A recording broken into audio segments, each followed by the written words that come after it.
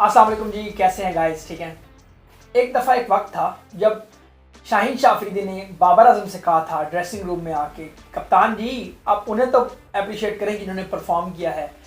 तो लाइकली यकीनन बाबर आजम ने भी कहा होगा आज के मैच के बाद कि कप्तान जी उनको तो अप्रिशिएट करें जिन्होंने परफॉर्म किया। हाँ जी, वक्त कैसे बदल जाता है, ऐसे करवट लेके 180 डिग्री वहीं पे आके खड़ा हो गया है। वो होता है ना मोमिन साकिब का, एकदम वक्त बदल दिया, जज्बात बदल दिए तो वक्त बदल गया। इसके अलावा एक छोटा सा किस्सा सुनाता हूँ आपको। एक दफा ना कहीं जंग हो रही थी, तो वहाँ पे ना उनका जो फौज थी वो काफ़ी दिन से लड़ रही थी बॉर्डर से, लेकिन खाना वगैरह मिल रहा था लेकिन कपड़े वगैरह चेंज नहीं हो रहे थे और वो काफ़ी डर्टी फील कर रहे थे। एक दफ़ा उनका चीफ ऑफ चीफ आए तो उन्होंने कहा कि जनाब आपके लिए दो खबरें हैं, एक अच्छी खबर और एक बुरी खबर। तो उन्होंने कहा पहले कौन सी दूँ? तो फौजी ने कहा यार बुरी खबर जंग में तो है ही सही, क्यों ना कोई अच्छी खबर पहले सुनी जाए। तो उन्होंने कहा, चीफ ने उनसे फौजियों से, कि आपके आज मौजे चेंज होंगे, सॉक्स आपकी चेंज हो जाएंगे। वो बहुत खुश हुए। तो उन्होंने कहा बुरी खबर क्या है? तो चीफ ने कहा कि बुरी खबर यह है कि आपने एक दूसरे के साथ चेंज करना है। हाँ जी, उसामा मीर के साथ नवाज को चेंज किया। तो नवाज जनाब एंट्री मारी नवाज ने, तो बात वहीं पे आ गई जिसको बाबर आजम कहते थे जी मेरा चैंपियन प्लेयर है जी। तो एवरेज ऑलराउंडर से ऊपर वो कुछ नहीं है बिल्कुल। वो मेरे ख्याल में ख़त्म है, उनको डोमेस्टिक खेलनी चाहिए जाके और चिल करना चाहिए, अब नए लोगों को चांस देना चाहिए। बात करेंगे इस वीडियो में पाकिस्तान वर्सेस न्यूजीलैंड की जारी T20 सीरीज के तीसरे मैच की करेंगे। वीडियो में एंड तक हमारे साथ बने रहिएगा।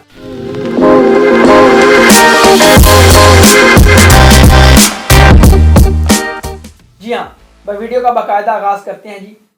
आज न्यूजीलैंड ने पाकिस्तान को सीरीज 3-0 से हरा दी T20 की। हाँ जी, पाकिस्तान अब सीरीज में मतलब अब सर्वाइव नहीं कर सका और सीरीज पाकिस्तान 3-0 से हार चुका है। अब सीरीज में कोई पाकिस्तान का जीतने का चांस नहीं है। फेस सेविंग तो मिल सकती है एक आधा मैच जीत के, लेकिन जिस तरह के गलत डिसीजन जा रहा है ना, तीसरा T20 है, आप तीनों दफ़ा टॉस जीतते हैं और पहले बॉलिंग कर लेते हैं। मतलब मुझे समझ नहीं आ रही, आप बल्लेबाजों पर भरोसा करने की बजाय एक दफ़ा बॉलिंग पे करके देख लें। 3 चेंजेस की गई जी पाकिस्तान की तरफ से।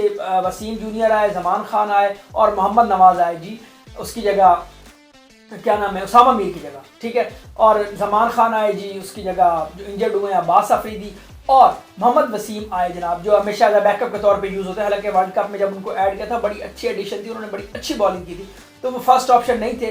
मोहम्मद वसीम आए जी हमारे आसिम जमाल की जगह, आमिर जमाल की जगह। तो जनाब ये 3 चेंजेस थी, तो कुछ फ्रूटफुल नहीं रहा, बिल्कुल समझ नहीं। पिछले मैच की हाईलाइट्स थी, शायद उससे भी बुरा था।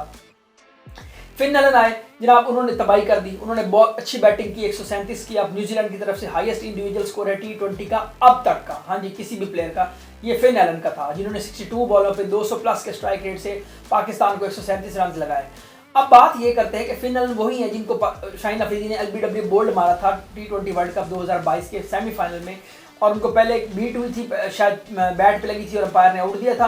दूसरी दफा सीधी पैड पे लगी थी, क्योंकि शाहीन अफरीदी उस वक्त 145 प्लस या 150 के करीब बॉल कर रहे थे, तो इन स्विंगर था, वो बैट्समैन समझ नहीं पाता था। अभी भी उन्होंने एक इन स्विंगर किया था सुबह, लेकिन बॉल सिर्फ 132-30 की थी, तो फिन नलन ने ईजिली उसको प्लेड कर दिया। तो बात यहीं पे खत्म हो जाती है। उनकी पेस अप डाउन है, उनका थोड़ा डाउनग्रेड चल रहा था, और पीसीबी ने उनको इतनी बड़ी जिम्मेदारी दे दी, वो भी कप्तानी जैसी। अब वो अक्सर लिखा करते थे अपने ट्विटर पे कि Babar Azam is my captain, तो बाबर आजम हमारा हमेशा के लिए कप्तान है। अब जनाब फिर जब पाकिस्तान की गंदी बॉलिंग ने हारिस रऊफ को 60 रन पड़े 4 ओवर में, यार रन मशीन है बिल्कुल, ये तो आउट ऑफ फॉर्म है। ये सोच भी रहे थे कि क्रिकेट से रिटायरमेंट ले ले, अभी भी ले ले, तो मेरे ख्याल में शायद अभी उनके लिए कुछ बचा नहीं है जब तक उनकी फॉर्म वापस नहीं आ जाती। फिर बात करें जमान खान ने कदरे और मोहम्मद वसीम ने अच्छी बॉलिंग की। जमान खान ने 37 रन दिए और मोहम्मद वसीम ने 35 रन दिए। नवाज को 4 ओवर में 44 रन लगे जनाब, एक विकेट के बस। तो नवाज और उसामा मीर में खास फर्क नहीं रहा, 60 लगे इनको, 43 कप्तान को लगे जी। कप्तान बिल्कुल परफॉर्म नहीं कर पा रहे, उनकी बॉलिंग की वो फॉर्म नहीं है, शाहीन का वो हवा नहीं है आजकल, लेकिन कप्तानी का प्रेशर अलग से है। पाकिस्तान ने न्यूजीलैंड को जनाब 224 रन जनाब करने दिया ईजिली। अपनी खतरनाक बॉलिंग जो किसी ज़माने होती थी कि पाकिस्तान की बॉलिंग दुनिया की नंबर 1 बॉलिंग है, वर्स्ट बॉलिंग बन गई है। 224 जनाब हाईएस्ट T20 स्कोर था पाकिस्तान के अगेंस्ट। 224 खाने के बाद पाकिस्तान बैटिंग पे आया, साइम अयूब फिर परफॉर्म नहीं कर पाए, जवान ने कुछ 25-26 स्कोर की।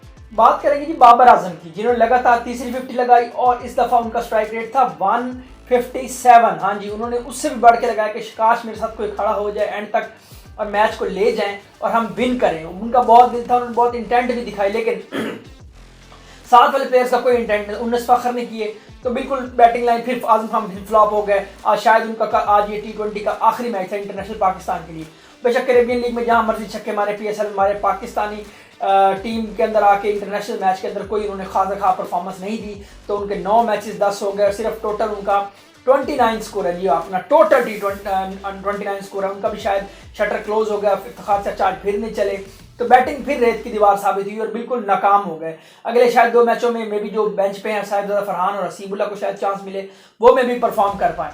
तो बाबर आजम की तरफ वापस आते हैं। अगर विराट कोहली ने अगर MCG में पाकिस्तान के खिलाफ इतना बड़ा मैच अकेले चेज किया था ना, तो साथ पता कौन खड़े थे? हार्दिक पांड्या। हाँ जी, वो दूसरे एंड से फैंटा लगा रहे थे, अच्छा खासा जो भी लूज बॉल मिलती थी साथ साथ लेके चले थे। आखिरी बेशक 40-50 रन तो विराट कोहली ने कंज्यूम किया सारा, और मेन बॉलर हारिस रऊफ को उन्होंने अच्छा पेस किया जब फेस किया, और जब हारिस रऊफ की टॉप पेस थी और बड़ा अच्छा परफॉर्म कर रहे थे। लेकिन विराट कोहली के साथ हार्दिक पांड्या थे तो उन्होंने इतना बड़ा चेज किया, तो तभी पॉसिबल हुआ था।